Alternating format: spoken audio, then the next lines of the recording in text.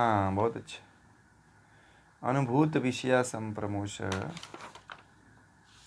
ए नहीं वो, हाँ आप उसको बता ही दीजिए।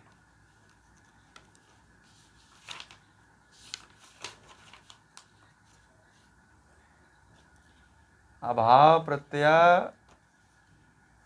लंबना वृत्ति निद्रा, यही है ना?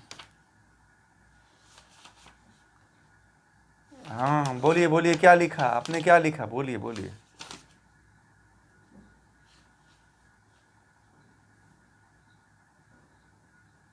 हम्म। हम्म। ठीक है।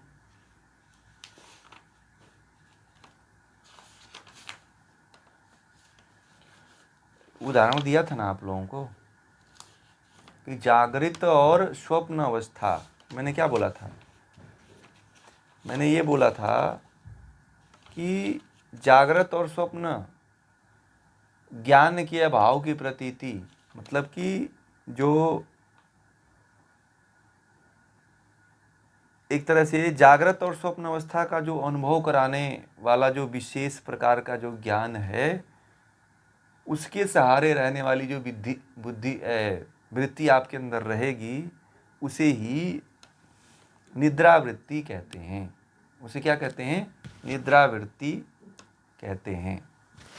तो जागृत और स्वप्न, चाहे जागृत में हो चाहे स्वप्न में हो, उसके सहारे, चाहे आप दिन में भी तो विचार करते हो ना, मैंने कहा था कि दिन में विचार करते हो, तो दिन में भी जो सोचते हो, अब्दुल कलाम ने कहा था कि स्वप्न वो नहीं है जो आप रात में देखते हो, स्वप्न वो हैं जो आप दिन में देखते हो, दिन में विचार करते हो, दिन में सोचते हो। सुना है ना ये बात? बहुत फेमस कोटेशन है अब्दुल कलाम जी का। अब्दुल कलाम जी भी योग दर्शन और गीता पढ़ते थे, पता है आप लोगों को? सुना है? अब्दुल कलाम जी योग दर्शन और गीता के बड़े, बहुत बड़े फैन थे, बहुत बड़े मतलब कि साधक थे। तो वह यही बात कहते थे कि विचार वह नहीं है जो आप केवल रात में देखते हो, स्वप्न वह नहीं है जो रात में देखते हो, जो दिन में आप देखते हो वह भी स्वप्न है। तो मैंने कल क्या कहा था आप लोगों को कि विचार मत आने दो ना, दिन में ही मत आने दो।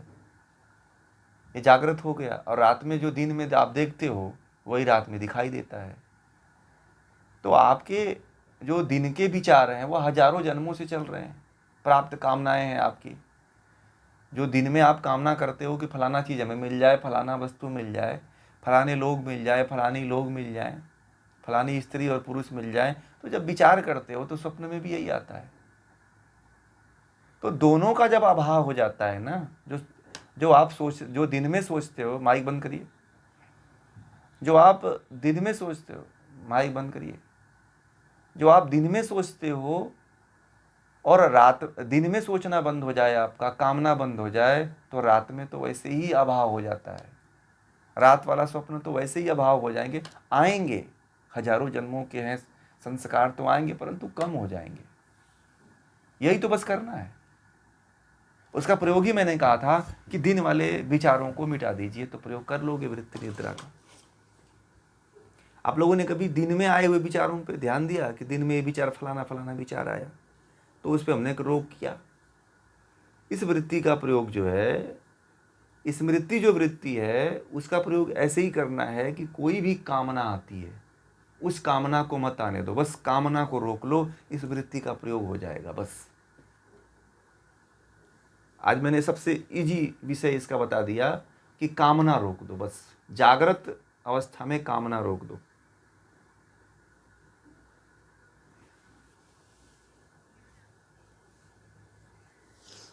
तो आपको कामना है ना, जब कामना इसीलिए याद आती है, याद याद याद बस याद रह जाती है, क्योंकि कामना है उसकी, इसीलिए याद आती है। या आपने उसके प्रति कुछ ना कुछ कामना कर रखा है, याद इसीलिए आती है। कोई याद ऐसे नहीं आती है, जब तक आप उसके प्रति उसकी कामना नहीं होती है तब तक किसी की याद नहीं होती है। आप अपनी सास की सास, अपनी अपनी सास के सास को याद रखते हो? बताओ आप अपने सास के सास को याद रख करते हो कभी? बताइए आप मुझे, क्यों नहीं रखते? क्योंकि कोई कामना ही नहीं थी उनसे, है कि नहीं? बताइए। और सास को भी कहूं तो उनसे भी कोई कामना नहीं थी। अगर मैं वही कह दूं कि आप आप अपने बहन को कितने बार याद करते हो, तो बताओगे कि हाँ, बहन से तो बहुत कामना है, क्योंकि उसके बेटे बेटी हैं, मेरे बेटे बेटी हैं, तो उसको अपनी शादी में बुलाना है, तो कामना तो है ही है।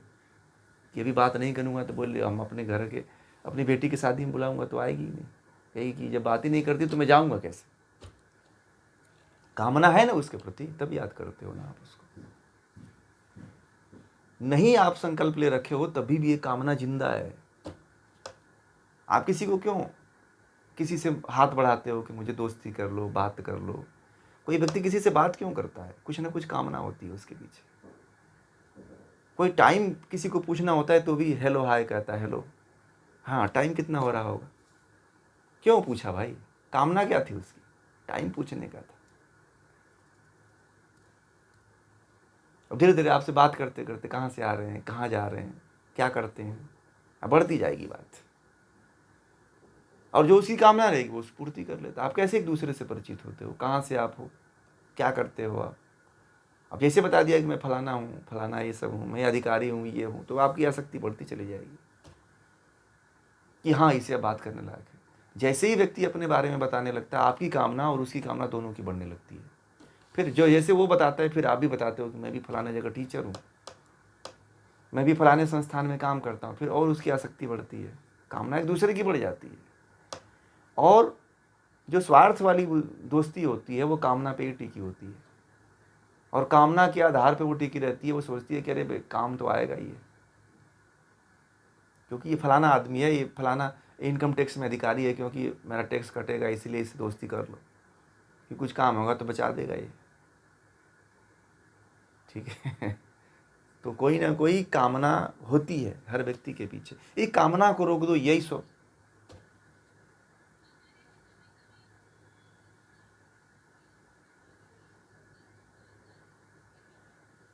वो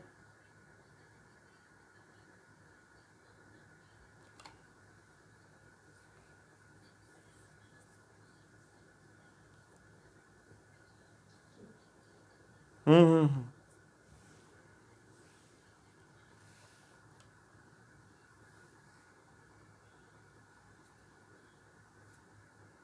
बुरा स्वप्न इसलिए आया कि कहीं ना कहीं उससे संबंधित दृश्य देखे होंगे, या उस व्यक्ति के बारे में आपने सोच लिया होगा, और आपके साथ दूसरे व्यक्ति के साथ किसी घटना को देख लिया होगा, या कहीं टीवी में देख लिया होगा, या सुन लिया होगा, या पेपर में पढ़ लिया होगा। कहीं ना कहीं उसी तरह की घटना आप दिन में जरूर एक बार टच किए होंगे। आप याद करो, आप मिल जाएगा लिंक वहीं से। सच बोल रहा हूँ ना? एकदम वही है ही है। हाँ एकदम हो जाता है। टीवी पे आप देखते हो ना, तो टीवी में आपको ये भी बता दूं कि आप किसी के द्वारा, कोई व्यक्ति आपको pizza burger home pizza delivery कर रहा है ना आपको, तो वो जो जिस भाव से आपको दे रहा है ना, यदि वो मोबाइल चला रहा है, अगर कुछ देख रहा है अंड बंड, तो फिर वो जिस भाव से आपको देख देख देख करके और जिस भाव से आपके हाथ में सौंपा, वो पूरा भाव आपके भीतर उतर जाता है। जो आपको खाना खिलाता है होटल में, जिस भाव का होता है, वही भाव आप आकर के घर पे भी आपके अंदर दिखाई देता है। क्रियाकलाप भी व्यक्ति करने लगता है कभी कभी, तो उसी के जैसा बकने लगता है, उसी के जैसा व्यवहार करने लगता है, उसी के जैसे स्वप्न आने लगते हैं। ऐसा भी होता है। बस बस, तो बस तब उसी का परिणाम था बस। स्वप्न यही है, क्योंकि आप कहीं ना कहीं दिन में कामना तो कर रहे हो। जागृत अवस्था की जो कामना है, वही जागृत अवस्था की कामना जो है आपको स्वप्न में दिखाई। स्वप्न तो कुछ नहीं है। मन क्या करता है? जो दिन में नहीं पूरा कर पाता है, उसको रात में पूरा करने की कोशिश करता है। कामना जो आपने पाल रखा है ना, जो एक बार कोई कामना मन में भूल से भी ला दिया ना, तो उसको भी मन पूरा करता है रात में।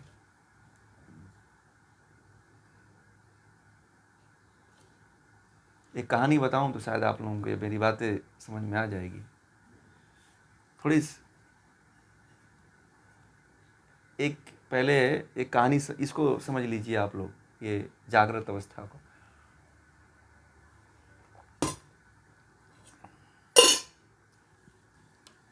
एक बार जो है ना, महात्मा बुद्ध के का एक शिष्य था, शायद कहानी को बताया है मैंने, दूसरे क्लास में बताया होगा, अब इसमें भी बता देता हूँ। तो महात्मा बुद्ध को खाने के लिए इनविटेशन आता रहता था कि आपको निमंत्रण प्रतिदिन उनके पास आया करता था कि आज मेरे घर पे खाना खाना है, क्योंकि बहुत भिक्षु थे, बनाते थे नहीं, कोई खिला देता तो खा लेते थे।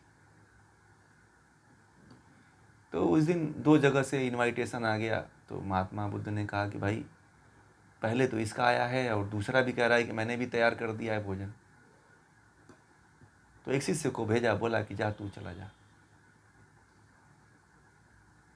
जा तू कभी जाता नहीं है, तू आज जा, सबको मैं भेज चुका हूँ, तुझे ही नहीं भेजा हूँ, जा। महात्मा बुद्ध पहले वाले के यहाँ चले गए, क्योंकि महात्मा बुद्ध का एक नियम था कि जो सबसे पहले महात्मा बुद्ध के पास आता था उसकी बात को महात्मा बुद्ध नहीं टालते थे और उसी के यहाँ जाया करते थे, चाहे गरीब हो, चाहे अमीर हो, चाहे कोई भी हो। राजा भी यदि आ जाता था तो राजा की बात टाल देते थे। महात्मा बुद्ध कहते थे कि नहीं, पहले इस व्यक्ति ने मेरे पास आया था और मैं इसीलिए इसी के घर जाऊंगा। उस लड़के को, नए सन्यासी था, नया नया हुआ था सन्यासी, अभ्यास कर रहा था, अभी गया और जिस घर में गया उस घर में मात्र एक सुंदर लड़की थी और उसकी माँ थी, दोनों खाना मिल के बना रही थी। गया भद्रे, दरवाज़ा खोले और बड़े प्रेम भाव से दोनों जो है खाना उसको बैठाए, बैठा, वो खाना खिलाने लगे, खाना वाना खा करके बैठा। तो उसके अंदर जो है खाना खा करके बड़े अच्छी तरह से उसका सेवा सत्कार हुआ और वो चला आया, ठीक है। अब जैसे रास्ते में जाने लगा ना, तो जो स्त्री थी, जो युवती थी, उसको देख करके उसके मन में राग का भाव उत्पन्न हुआ। यदि उसने बड़ा, कितना अच्छा उसका भोजन था, कितना स्वादिष्ट भोजन था जो उस लड़की ने इतने अच्छी तरह से बनाया था। अब वो संसारिकता में बह गया और उसके अंदर यही कामना आई कि बहुत सुंदर खाना बनाई थी, यह वहाँ ना कह करके वह अपने आप से कह लिया कि बहुत अच्छा सुंदर खाना बनाई थी। वो कामना बढ़ गई। कामना जैसे ही आई, रात को उसे बड़ा भयंकर स्वप्न आया। महात्मा बुद्ध के पास गया और महात्मा बुद्ध से कहने लगा कि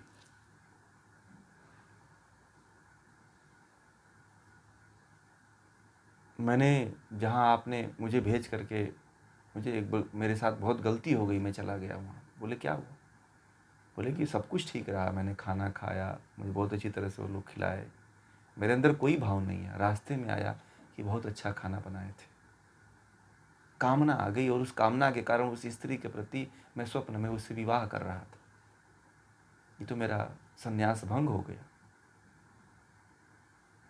महात्मा बुद्ध ने कहा कि तेरी कामना बढ़ गई, तूने स्वाद को कंट्रोल नहीं कर पाया और उस स्वाद के कारण तेरी कामना इतनी प्रबल हो गई, इतनी बढ़ गई कि अब वो बढ़ते बढ़ते स्वप्न में, स्वप्न जो है ना, जब जीभ को पे पहुंच जाती है ना, स्वप्न जीभ पे कामना बढ़ जाती है तो कहती है कि घर बसा ले फिर, क्योंकि घर भी जीभ के लिए बसाया ही जाता है।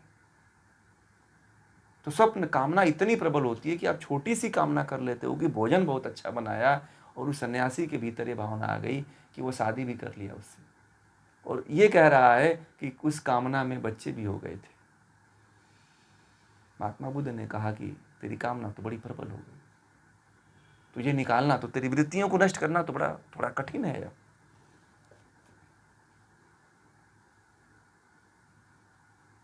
बोला कि मेरे नज़रों के सामने वही दिखाई देता है, वही परिवार, वही घर, वही बच्चे, वही संसार। मैं संन्यास लेकर के मैं तो ये धर्म कर दिया। बोले कि महात्मा बुद्ध ने एक ही बात उससे कहा कि कामना को नष्ट कर दे। फिर दूसरे दिन सोया, वही सपना, उसको 4-5 दिन तक ऐसे ही सपना आते रहे कि फिर ऐसा हुआ, फिर ऐसा हुआ, बच्चे बड़े हो गए, ये हुआ। इसी तरह की कामना जैसे बढ़ती गई, जैसे वृक्ष पे डाले फैलती है वैसे फैलती गई उसके पीछे। और रातों रात वह अभी वो लड़की और औरत उस अपने घर थे और इसके अंदर इतनी कामना पल्लवित पुष्पित हो गई थी कि शादी भी हो गई, बच्चे भी हो गए, तमाम चीजें हो गया। ठीक है, एक कामना के कारण। और वो सन्यासी जो है पागल सा हो गया और महात्मा बुद्ध के चरणों में आकर कहने लगा कि अब मुझे बचाओ आप, क्योंकि आपने ही मुझे भेजा था खाने के लिए। मैं नहीं जाता तो मेरा बड़ा मन बहुत अच्छा था और किसी प्रकार का कोई विकार नहीं उत्पन्न होता था। ये तो मुझे मारने के लिए, काटने के लिए दौड़ा रहा है। ठीक है, महात्मा बुद्ध ने कहा कि कामना को रोको, जगे हुए रोको। जिस समय तुम जगे रहते हो ना, उस समय कामना को मत आने दो। स्वप्न में तो वही आता है जो दिन में तुम सोचते हो। तो वृत्ति निद्रा का प्रयोग ही यही है कि दिन में कामना मत करो, रात में तो जैसे एक पौधा उगा, ठीक है, और रात में उसकी डालियां फूट जाती हैं। ठीक है, एक विचार आया और एक विचार का 1000 डालियां हो जाती हैं जैसे ही आप सोते हो। यही कामना है, यही वृत्ति निद्रा का निद्रा इस वृत्ति का जो है प्रयोग है। जागृत अवस्था को रोक दो आप लोग, निद्रा वृत्ति का प्रयोग करना शुरू हो जाएगा और बुरे सपने नहीं आएंगे। जंतर मंतर नहीं पहनना पड़ेगा, कोई टोटका नहीं पहनना पड़ेगा, छुरी चाकू लेकर नहीं सोना पड़ेगा। ठीक है, कुछ लोग बड़े मुझे पूछते हैं ना, एक दिन कोई मुझे पूछा कि अपने सिर के नीचे में छुरी लेके वो चाकू लेके सोती हूँ। मैंने कहा बहुत अच्छा करते हो, इससे क्या होगा, भूत नहीं आते हैं इससे। वही स्वप्न रात में आते हैं, वही मुझे बहुत परेशान करते हैं। अरे विचारों पे कंट्रोल करो भाई, ये छुरी चाकू कुछ नहीं करता। क्या होने वाला है, सिर के पास रख के छुरी चाकू लोग कुछ सोते हैं, कहते हैं कि स्वप्न नहीं आता। कुछ लोग जंतर मंतर पहनते हैं, कहते हैं कि स्वप्न बाबा ने दिया है, कहा है कि स्वप्न नहीं आएगा, तू इसको पहने रहना गले में। क्या उससे होता है, कामना दिन भर करते रहते हो। है परमानेंट इलाज, बताओ आप लोग। यही वृत्ति निद्रा का प्रयोग है। कल प्रयोग करके हमें बताइएगा आप लोग कि कितना कामना को रोक पाते हो आप लोग। आप एक वस्तु की तरफ देख लेते हो, कामना बढ़ जाती है। जी हाँ, यही निद्रा वृत्ति है। हाँ, यही निद्रा वृत्ति है। बहुत अच्छा आपने समझा इसको, और शायद मुझे लगता है कि सभी लोग समझ गए होंगे कि वृत्ति निद्रा क्या है। इस कहानी से समझ गए होंगे कि जो दिन में आप एक छोटा सा यदि केवल चावल का दाना उगा लेते हो, तो चावल जो है ना पक करके इतना बड़ा हो जाता है, उसकी डालें और शाखें निकल जाती हैं रात में सोते हुए।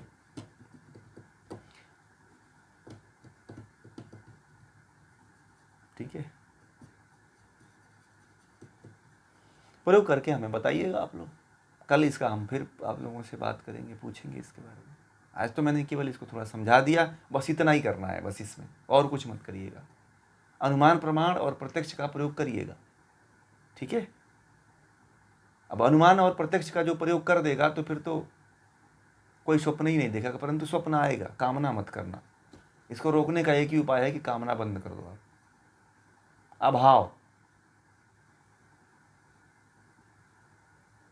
अरे आप सुबह ही में जैसे मान लीजिए कि उस साधु के अंदर आया, उस सन्यासी के अंदर आया कि खाना बहुत अच्छा बना था, तो वह तुरंत प्रत्यक्ष करता कि हाँ खाना तो अच्छा बना था। अनुमान लगाता कि अरे यार ये तो खाना, ये क्या है, ये इंद्रियों के विषय हैं, जो ये इंद्रियां के विषय कहती हैं कि ये खाना जो है क्या है, ये फंसाने वाले हैं, इनके चक्करों में मत पड़ो। तो मामला वहीं पे फेल हो जाता है। वहीं चाहता तो काट देता वो, परंतु उसने तो मान लिया कि बहुत अच्छा लगा, प्रत्यक्ष अनुमान का प्रयोग ही नहीं कर पाया।